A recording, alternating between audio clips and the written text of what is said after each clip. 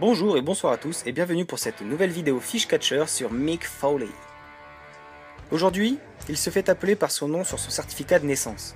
Mais le fils de Miss Foley est devenu un des exemples de réussite les plus improbables de la WWE sous l'apparence de trois personnages distincts.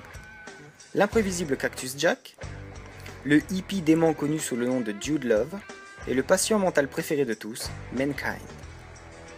Ces trois visages de Foley étaient dangereusement uniques, mais tous ont montré un trait commun. L'empressement de toujours vouloir griller une étape et d'aller trop loin. Inspiré à devenir une superstar après avoir regardé Jimmy Snuka sauter du haut de la Steel Cage au Madison Square Garden, Mick Foley adopta l'intrépidité du Superfly lorsqu'il vint sur le ring. Sous la gimmick de Cactus Jack, il gagna des supporters, pas pour les matchs remportés contre des catcheurs monstres, mais pour son instinct de survie face à eux. Lors d'une rencontre contre l'impressionnant Big Van Vader en Allemagne, Foley eut l'oreille arrachée. Au Japon, il a souffert d'une brûlure au 3e degré dans un ring qui a explosé. Cependant, peu importe de quoi Foley souffrait, il garda sa compétitivité. Lorsqu'il vint à la WWE en 96, il apparut sous la gimmick de Mankind, un scélérat dérangé qui se cachait dans la chaufferie et qui insérait ses doigts au fond de la gorge de ses adversaires. Sous son masque de cuir de maniaque, Foley vécut les moments les plus choquants du sport divertissement lorsqu'il passa à travers la cage de la Hell in a Cell face à l'Undertaker. L'image inoubliable du corps de Foley chutait dangereusement contre le sol, mettant en jeu non seulement sa carrière, mais qui a également défini au sens propre l'attitude errante. Une chose amusante arriva après la chute de Foley.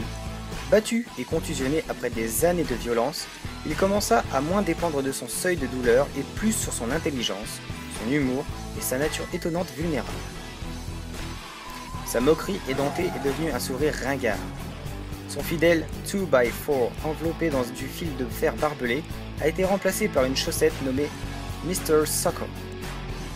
Foley a ravi les audiences en battant The Rock pour le WWE title en 1999 et surpris encore plus les fans lorsqu'il publia son insignifiante New York Times best-selling autobiography Have a Nice Day, A Tale of Blood and Sweat Socks. Plus tard, il fit équipe avec le Great One sous le nom de Rock and Sock Connection. Foley apporta à Raw quelques-unes de ses meilleures audiences durant ses interludes avec The People's Champion. En 2000, Foley a été envoyé à la retraite après avoir perdu un Hell in a Cell match face à Triple H, mais il revint à la WWE en tant que commissaire, un commentateur coloré et bien évidemment un compétiteur, notamment contre Edge à WrestleMania 22. Désormais, connu comme The Hardcore Legend, Foley a été introduit au WWE Hall of Fame le 6 avril 2013 au Madison Square Garden, prouvant qu'il a achevé plus de choses qu'il put en rêver depuis la nuit où il vit Snuka sauter du haut de cette Steel Cage.